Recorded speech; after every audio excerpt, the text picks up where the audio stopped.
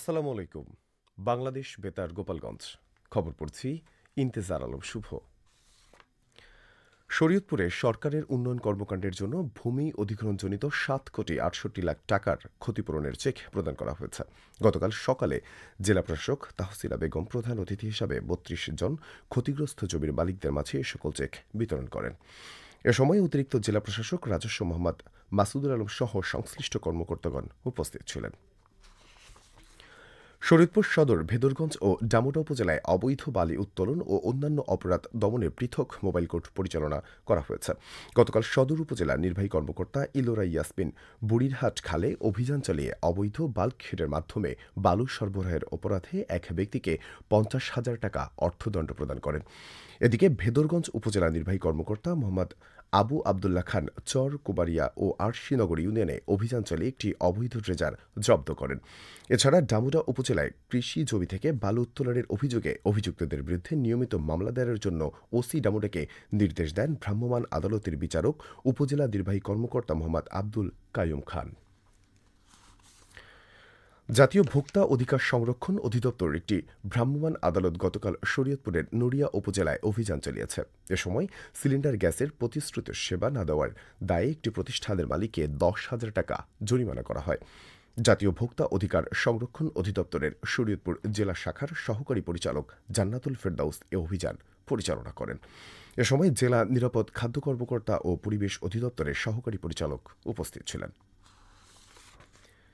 মাদারীপুরের কালকিনি সৈয়দ আবুল হোসেন বিশ্ববিদ্যালয় কলেজ ও শাহজাহান খান ডিগ্রি কলেজের একাদশ শ্রেণীর শিক্ষার্থীদের নবীনবরণ অনুষ্ঠিত হয়েছে। গতকাল মোস্তফাপুর বাসস্ট্যান্ড এলাকায় শাহজাহান খান ডিগ্রি কলেজের শিক্ষার্থীদের ফুল ও কলম দিয়ে বরণ করে নেওয়া হয়। পরে সাংস্কৃতিক অনুষ্ঠান অনুষ্ঠিত হয়। অনুষ্ঠানে কলেজের গভর্নিং বডির সভাপতি অ্যাডভোকেট শারমিন ইসলাম ডেইজি প্রধান অতিথি হিসেবে উপস্থিত ছিলেন। এদিকে কালকিনি সৈয়দ আবুল হোসেন বিশ্ববিদ্যালয় কলেজে ছাত্রদলের উদ্যোগে নবীন শিক্ষার্থীদের কলম, ফাইল সহ বিভিন্ন শিক্ষা সামগ্রী বিতরণ করা হয়।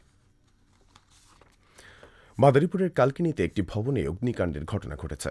গতকাল পৌরসভার ৭ নম্বর ওয়ার্ডের দক্ষিণ ঝাউতলা এলাকায় মহাসিন ভিলা নামের ওই ভবনের ৩য় তলায় আগুনের সূত্রপাত হয়। খবর পেয়ে কালকিনি ফায়ার সার্ভিস দ্রুত ঘটনাস্থলে পৌঁছে আগুন নিয়ন্ত্রণে আনে। এতে প্রায় কয়েক লক্ষ টাকার ক্ষতি হয়েছে বলে জানিয়েছে ভুক্তভোগী পরিবার।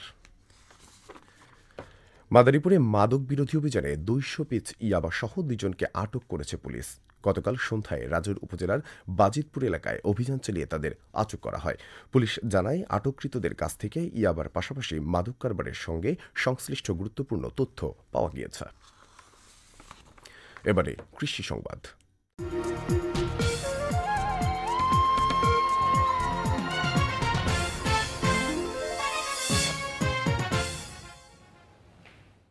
গোপালগঞ্জে এবছর ২৩,৮০১ হেক্টর জমিতে পাটের চাষ করা হয়।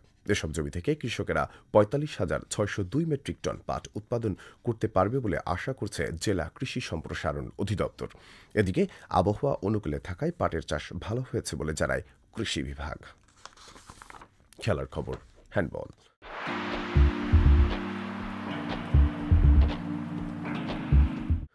নড়াইল বীরশ্রেষ্ঠ নূর মোহাম্মদ স্টেডিয়ামে অনুষ্ঠিত কিউট প্রথম বিভাগ পুরুষ হ্যান্ডবল টুর্নামেন্টের ফাইনাল খেলা গতকাল অনুষ্ঠিত হয়েছে। ফাইনালে ইয়ং প্যাগাসাস ক্লাব ১৭-১০ গোলে কামাল প্রতাপ তরুণ সংঘকে পরাজিত করে চ্যাম্পিয়ন হয়েছে। পরে অতিরিক্ত জেলা প্রশাসক সার্বিক লিঙ্কন বিশ্বাস প্রধান অতিথি হিসাবে বিজয়ীদের মাঝে পুরস্কার বিতরণ করেন। টুর্নামেন্টে জেলার মোট ২৪টি দল অংশ নেয়। সবশেষে আবহাওয়া।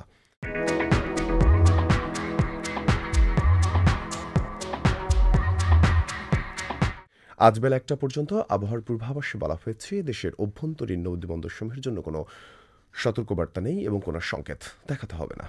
খবর শেষ হলো। আমাদের পরবর্তী খবর প্রচারিত হবে আগামীকাল সকাল ৮টা বেজে ৩০ মিনিটে বাংলায়।